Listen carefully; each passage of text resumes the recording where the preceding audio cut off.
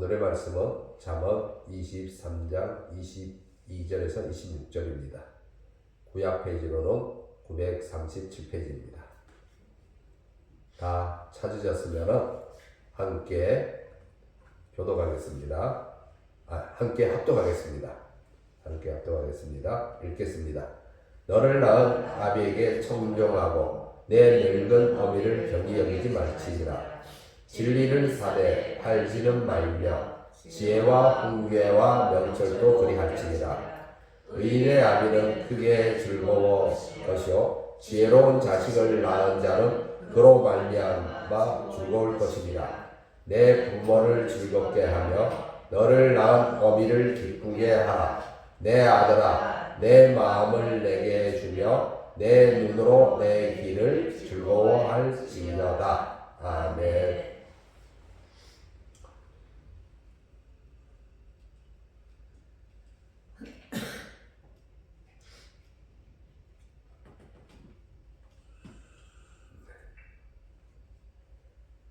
오늘은 어버이 주일입니다.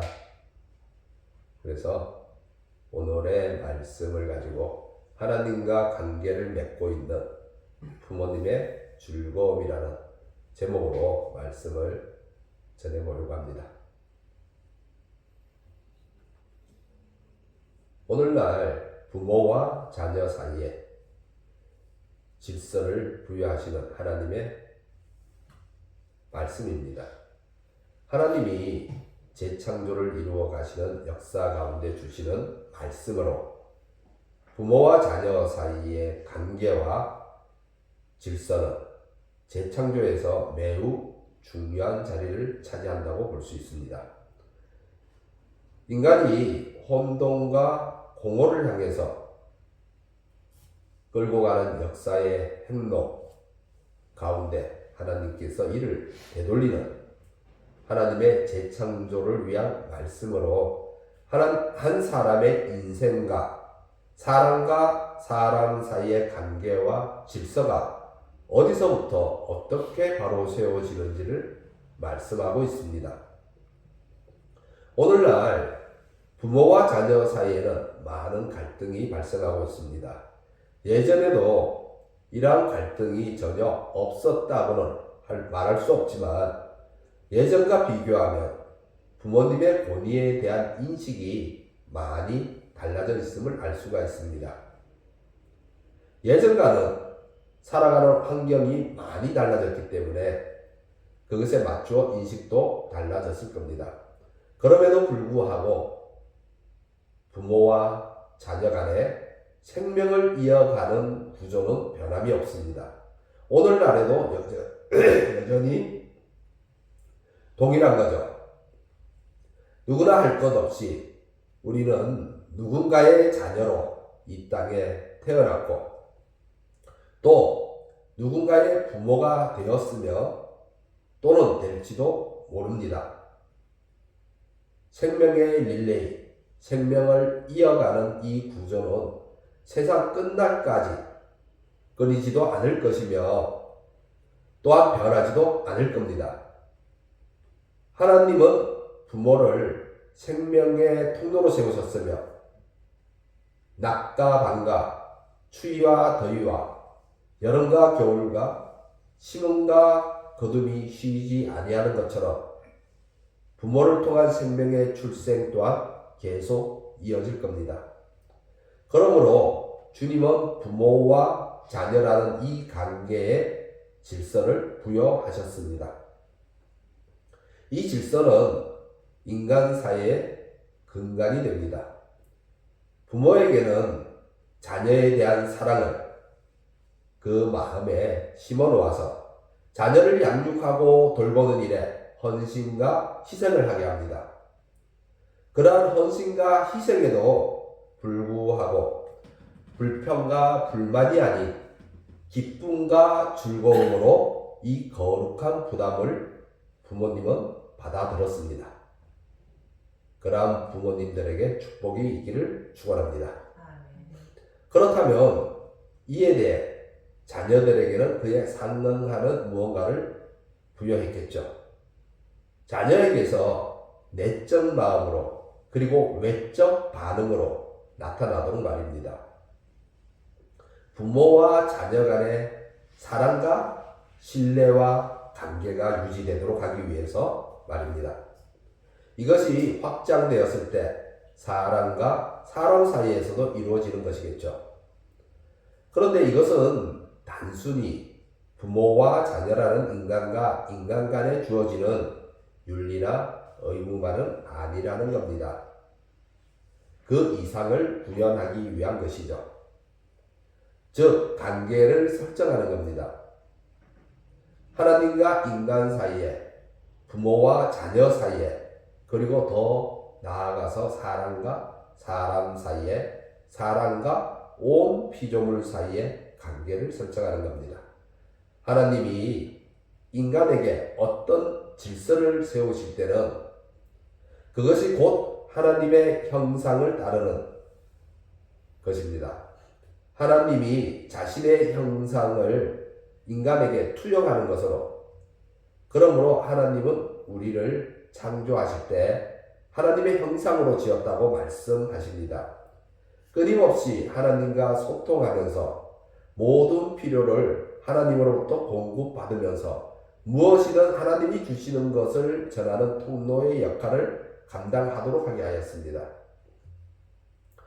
하나님의 사랑과 오래 참으심과 신실하심과 사랑의 능력이 부모님을 통해 투영되어 나타납니다. 하늘의 복을 전하는 통로인 거죠. 부모님은 하늘의 복을 전하는 통로인 겁니다. 주님이 사람의 몸을 입고 천대와 멸시를 받으며 십자가 위에서 희생을 마다하지 않은 그 사랑이 바로 부모에게 투영이 되어 자녀들에게 나타나고 있습니다. 자녀들을 위한 부모의 헌신과 희생. 우리 부모님들도 자녀를 위해서라면 천대와 멸시를 받지 않고 자녀를 향한 그 헌신을 하게 됩니다.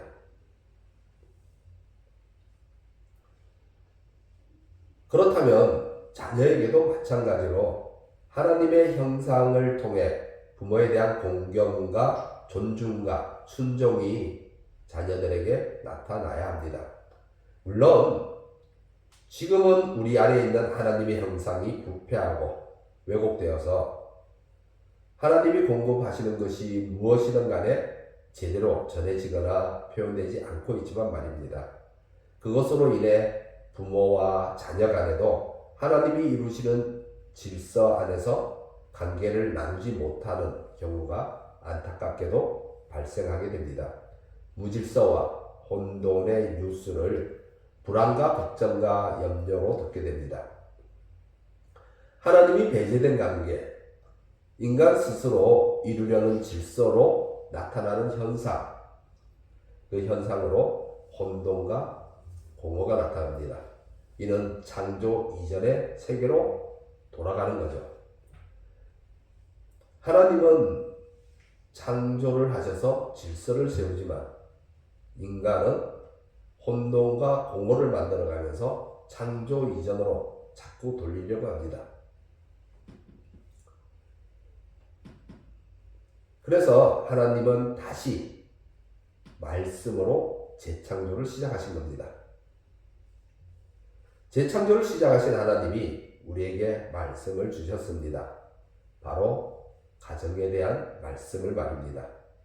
이에 우리 22절을 다 같이 읽어보겠습니다. 22절 읽겠습니다. 너를 낳은 아비에게 청종하고 내 늙은 어미를 경히 여기지 말지니라. 아멘. 너를 낳은 아비에게 청종하라. 청종은 부모님 공경의 첫걸음입니다.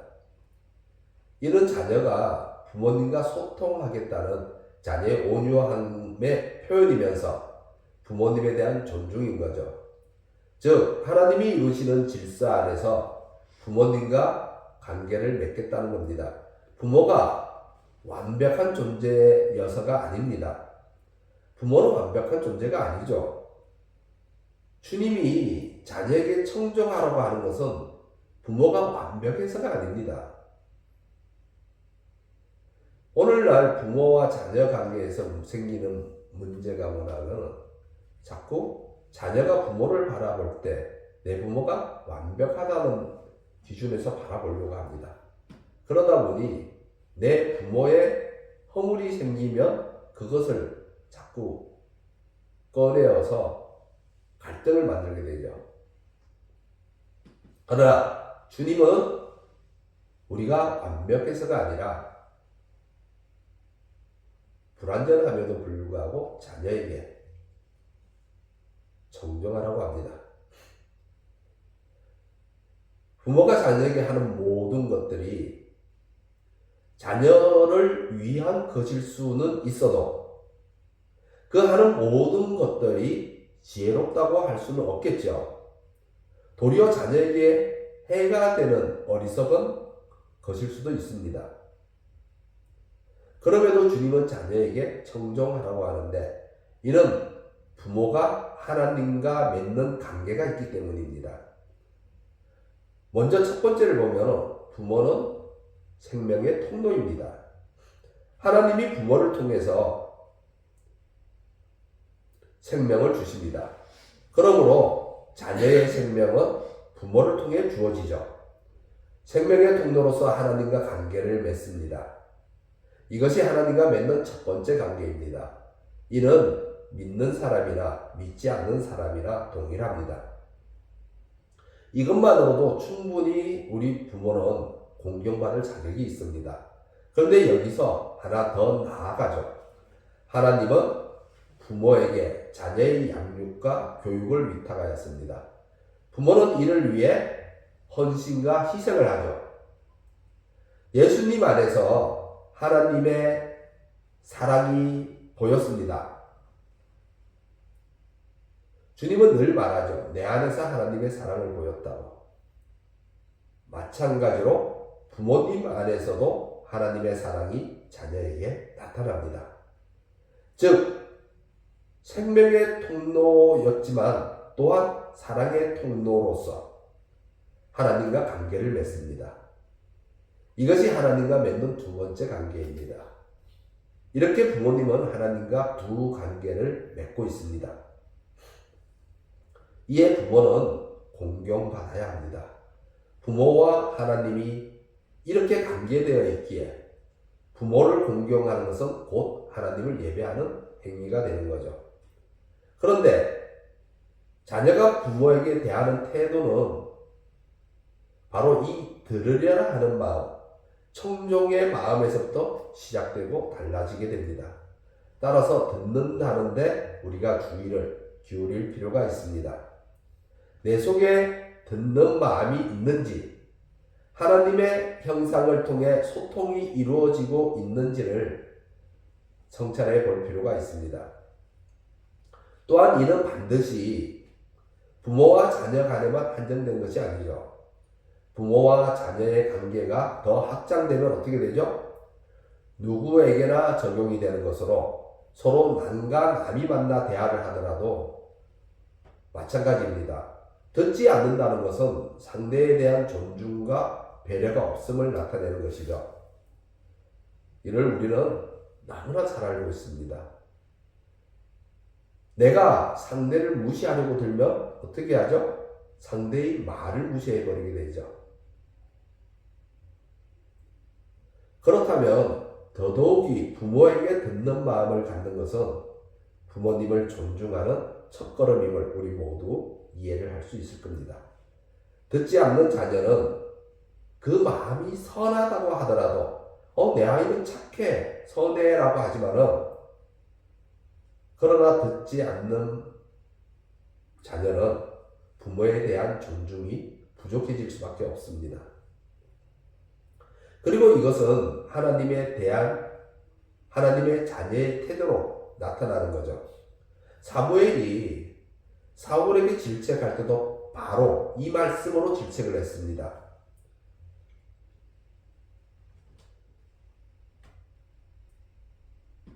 여호와께서 번제와 다른 제사를 그의 목소리를 청종하는 것을 좋아하실 것 같이 좋아하시겠나이까. 예, 여기 그의 목소리를 청종하는 것이라고 하죠. 그 다음에 순종이 제사보다 낫고 또 뭐라고 하죠? 듣는 것이 순양의 기름보다 낫다라고 합니다. 듣는 것이 부모를 공경하는 첫걸음인 것처럼 마찬가지로 하나님을 예배하는 첫걸음이 됩니다. 하나님의 말씀에 마음을 기울이지 않으면서 하나님에게 제사하겠다, 하나님에게 예배하겠다 하는 것이 얼마나 모순인지를 사무엘이 말하고 있습니다. 따라서 듣는 것은 부모님을 공경하는 데 있어서 매우 중요합니다. 우리 부모님이 무엇을 원하는지,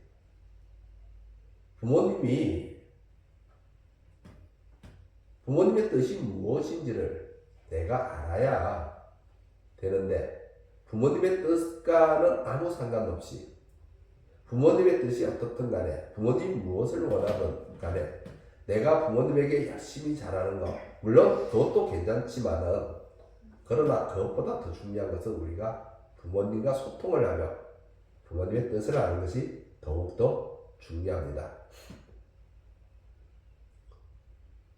따라서 듣는 것은 부모님을 공경하는 데 있어서 매우 중요합니다.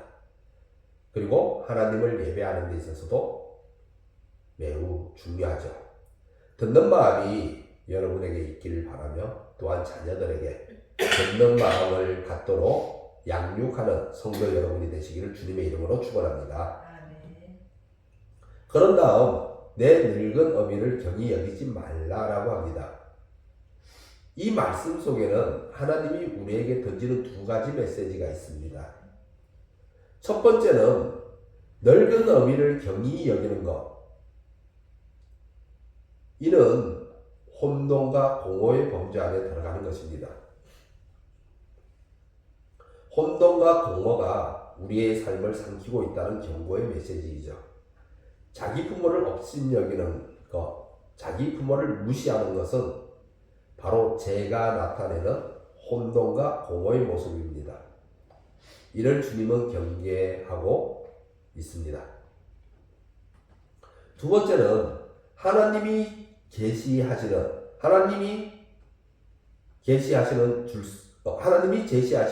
질서 안에서 자녀가 부모와 관계를 형성하라는 겁니다. 이는 자녀로 인해서 부모가 하나님과 관계를 맺는 사람이기 때문이죠.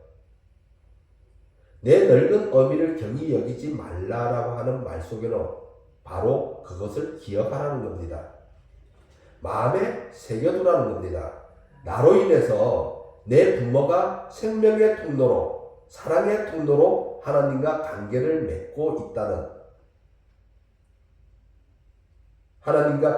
맺고 있는 분이라는 사실을 말입니다. 그러므로 자기 부모를 업신 여기지 않도록 하게 하는 것이고 무시하지 못하게 하기 위함입니다. 이는 반대로 자녀가 혼돈과 공허 속으로 들어가지 못하도록 막으시는 하나님의 은혜입니다. 세월이 흐르면 사람은 익숙한 관계를 가볍게 여기기가 쉽습니다. 어릴 때 의지하던 부모를 자라서는 판단하고 나중에는 귀찮아하기도 합니다. 또한 사람은 젊고 강할 때는 존중받기가 쉽습니다. 그러나 늙고 연약해져서 도움이 필요할 때는 어떻습니까? 귀찮은 대상이 될 수도 있게 됩니다. 그러므로 주님은 내 늙은 어미를 경히 여기지 말라라고 하는 거죠. 이는 재창조를 이루고 계시는 하나님의 말씀입니다. 이 질서를 만들어 가시는 하나님의 말씀에 따라 자녀는 부모를 공경하고 존중해야 합니다.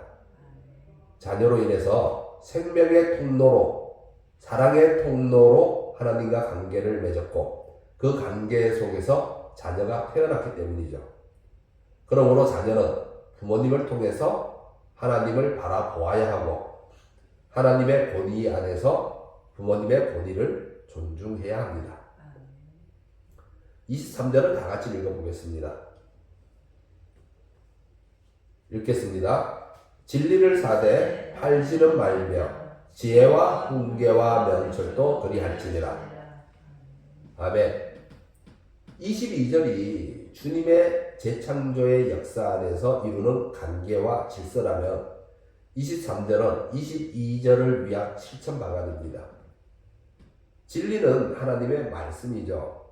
재창조를 시작하신 하나님이 우리에게 주시는 계시의 말씀인 거죠. 하나님의 말씀은 누구에게나 열려있고 돈을 주고 살 필요는 없습니다.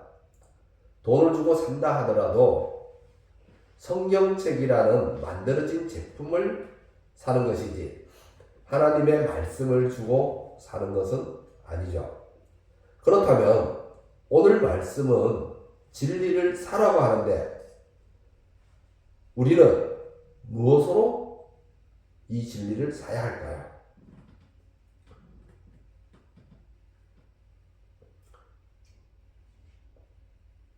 진리는 나의 삶으로 사야 합니다. 지금까지의 나의 삶을 가지고 진리와 맞바꾸는 거죠.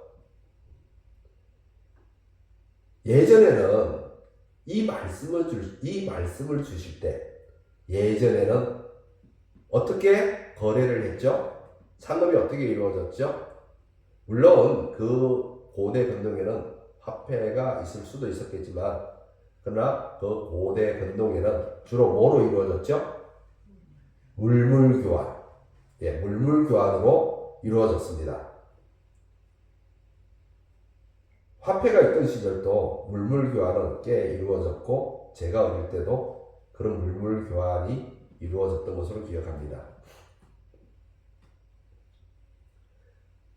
그러니까 이 말씀은 지금까지의 나의 삶과 하나님의 말씀을 맞바꾸는 겁니다. 지금까지 내가 살아왔던 삶을 내어주고 하나님의 말씀을 받아들이는 거죠. 하나님의 말씀을 내 삶으로 구입하는 겁니다. 혼돈과 공허에서 벗어나 질서 안으로 편입되는 거죠. 옛사람을 버리고 새사람을 입는 겁니다. 그리고 그렇게 구입한 말씀은 팔지 말라고 합니다. 다시 혼돈과 공안으로 들어가지 말라는 거죠. 다시 옛사람을 입지 말라는 겁니다.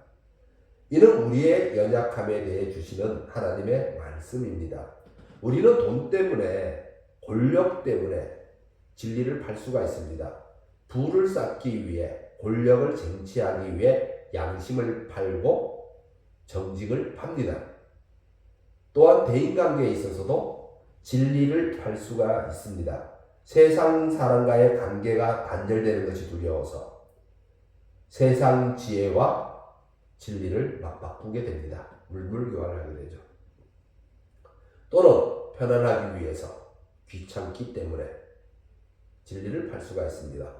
여러모로 우리는 진리를 팔게 되는 상황을 마주할 수 있게 되죠. 이스라엘도 이와 같았습니다. 주님은 분명 이스라엘로 돌아가지 말라고 했습니다. 아니 이스라엘을 향해 애굽으로 돌아가지 말라고 했습니다. 애굽으로 돌아가지 말라고 했는데 출애굽한 백성이 늘 애굽을 들먹이며 불평불만을 쏟아내고 애굽으로 돌아가고자 한 것은 광야의 삶이 고단하기 때문이죠. 또 솔로몬이 애굽 공주와 결혼하고 애굽과 무역을 한 것도 나라의 안녕과 부를 거머쥐고 또 정치적 입지를 강화하기 위한 것이었습니다. 유다 왕국이 망한 후에는 어땠죠? 유다 왕국이 망한 후에는 애굽으로 들어간 무리가 있었습니다. 예레미야가 그렇게 애굽으로 돌아가지 말라. 하나님께서 보증까지 했는데 그들은 결국 돌아갔습니다. 예레미야와 바룩까지 다 끌고 애굽으로 들어갔죠. 왜죠? 두려움 때문이었습니다. 유다의 총독으로 세워진 그달의 죽임 당함으로 인해서 말입니다. 이와 같이 우리는 진리를 샀어도 다시 그 진리를 되팔려고 하는 거죠. 새 사람을 입었어도 옛 사람으로 되돌아가려고 합니다. 집사 안에 있다가도 혼돈과 공허로 걸어 들어가려고 합니다. 이를 주님은 경계합니다. 지혜와 훈계와 명철도 그리할지니라고 하는데, 지혜와 훈계와 명철은 진리 안에 있는 말씀들입니다. 진리를 더 세분화해서 표현한 것으로 곧 진리를 말하죠. 진리를 사야되 팔지는 말라라는 말씀을 2번 반복하는 것으로 확고한 주님의 권면입니다. 하나님의 진리의 말씀 위에서 확고하게 걸어가시기를, 주님의 진리는 사대에 팔지는 않는 여러분이 되시기를 소망합니다. 24절과 25절을 다 같이 읽어보겠습니다. 24절과 25절 읽겠습니다. 의인의 아비는 크게 즐거울 것이요 지혜로운 자식을 낳은 자는 그로 말미암아 즐거울 것이니라. 내 부모를 즐겁게 하며 너를 낳은 어미를 기쁘게 하라. 아멘. 22절과 23절의 결과로 얻게 되는 성도의 기쁨입니다. 여기서 의인의 아비라는 말이 중요합니다. 여기서 의인의 아비는 누구죠? 믿음의 부모입니다. 단순히 예수 믿는다, 그 정도가 아니라 23절에서 말한 진리를 사지만 팔지는 않는 신실한 믿음의 부모입니다. 세상 것에 현혹되어서 믿음과 말씀 사이에서 왔다 갔다 하시는 그러한 삶을 사는 성도가 아니라 세상의 비바람에도 흔들리지 않는 믿음을 지닌 부모이죠. 하나님은 아브라함으로부터 시작해서 상속자의 사역을 시작했습니다. 따라서 의인의 아비는 하나님이 시작하신 상속자의 사역에 동참하는 것으로 상속자, 곧 지혜로운 자녀를 얻게 됩니다. 자녀가 좋은 학교를 가고 좋은 직장을 얻어서 돈을 많이 벌면 좋습니다. 정말 좋을 겁니다. 세상의 기준을 따라 자녀가 복을 받는 거 매우 좋죠. 그렇지만 주님 앞에서는 그렇지 못합니다.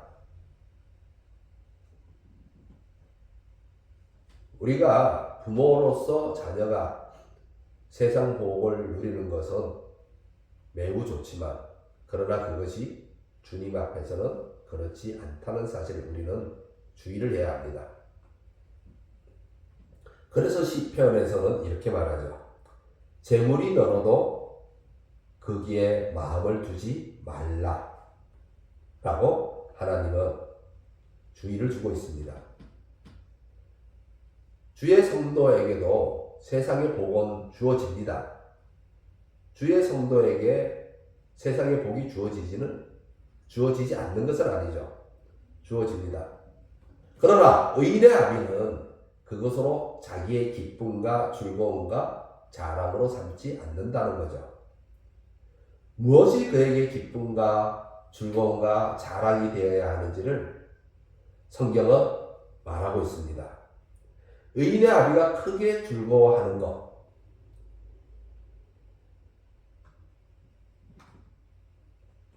그것은 바로 24절에 대한 그 기쁨은 23절이 답이 됩니다. 자녀가 진리를 사고 팔지 않았을 때라고 합니다. 지금 자녀에 대한 얘기를 계속하고 있죠. 22절. 너는 나를 낳은 아비에게 청종하고 하면서 이어집니다. 그래서 진리를 사야되 팔지는 말며 지혜와 훈계와 명철도 그리 할지니라 하고 자녀에게 말하는 거죠. 그랬을 때 의인의 아비는 크게 즐거울 것이요 라고 말하고 있습니다. 그래서 의인의 아비가 크게 즐거워하는 것은, 믿음의 부모가 즐거워하는 것은 자녀가 진리를 사고 팔지 않았을 때라고 합니다. 즉 예수를 믿고 꾸준히 그 믿음의 길 위에서 나아갈 때이죠. 이때 이를 마태복음에서도 말씀하고 있습니다. 마태복음 13장 44절을 다 같이 읽어보겠습니다.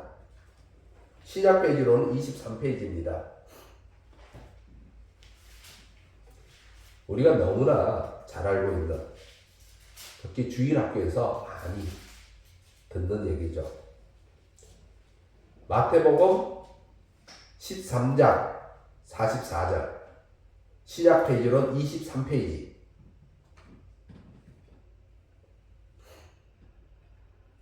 마태복음 13장 44절. 주일학교에서 많이 설교되어지는 말씀입니다. 자, 찾으셨으면 우리 다 같이 읽겠습니다.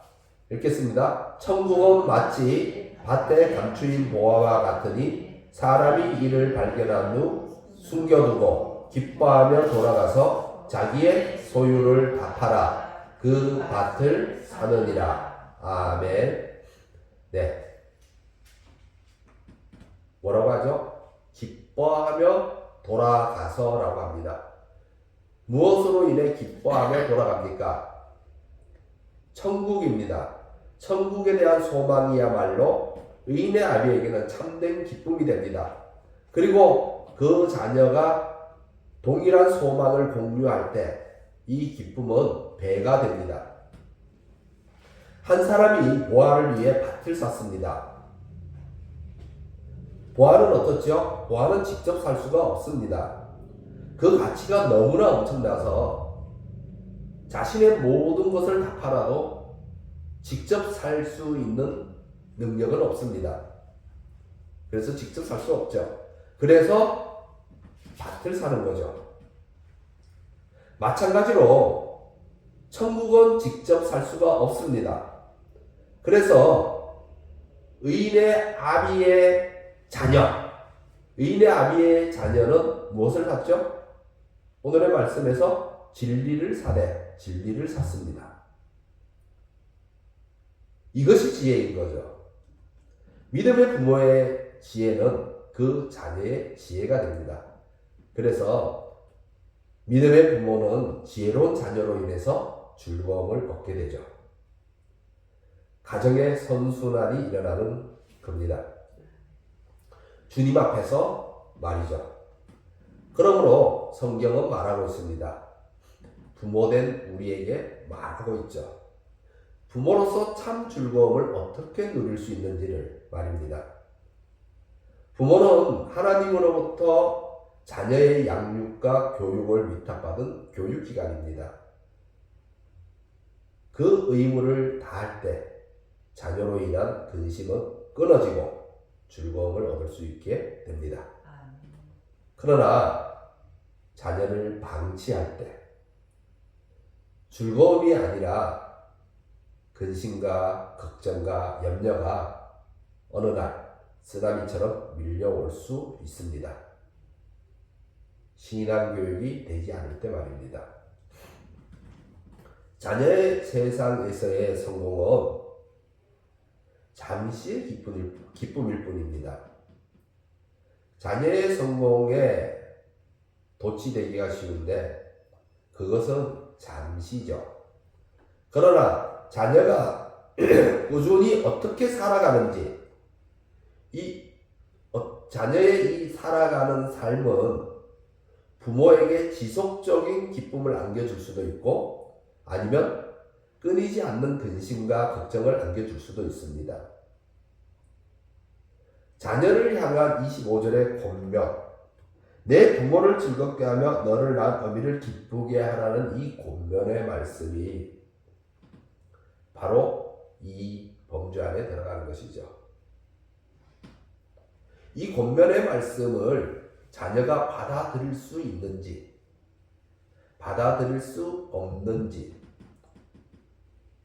그래서 부모에게 즐거움을 안겨다 줄 수 있는지, 아니면 부모에게 근심과 걱정과 염려를 끊임없이 하게 하는 것인지.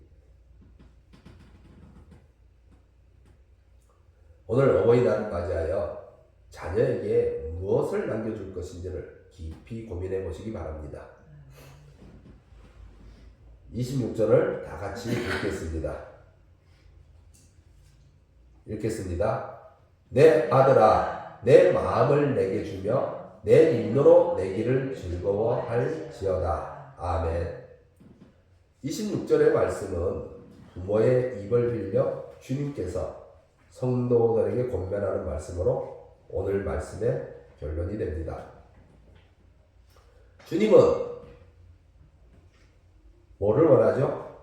우리의 마음을 원합니다. 마음은 사람의 중심이 되기 때문이죠. 사람의 마음이 어디를 향하겠습니까?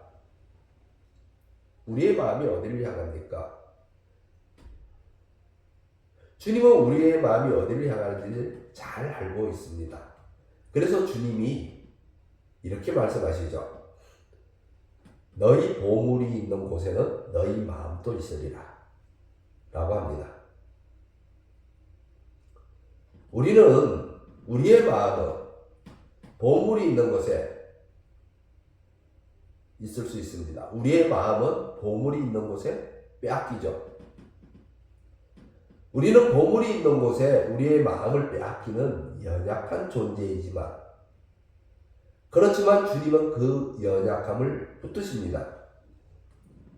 우리의 마음이 보물을 쫓아가는 성향이 있기 때문에 주님은 그 성향을 막으시지 않으시고 도리어 우리에게 참된 보물이 무엇인지를 바로 알게 하므로 이 말씀이 결국 다시 23절로 돌아가게 하는 거죠. 진리를 사되 팔지는 말며 지혜와 훈계와 명철도 그리할지니라. 우리의 마음에 진정한 보물이 무엇인지 바로 앞에서 한 사람이 밭에서 보화를 찾아낸 것처럼 우리 마음에 천국이 내 마음에 보화로 들어오면은 진리를 사고 팔지 않습니다.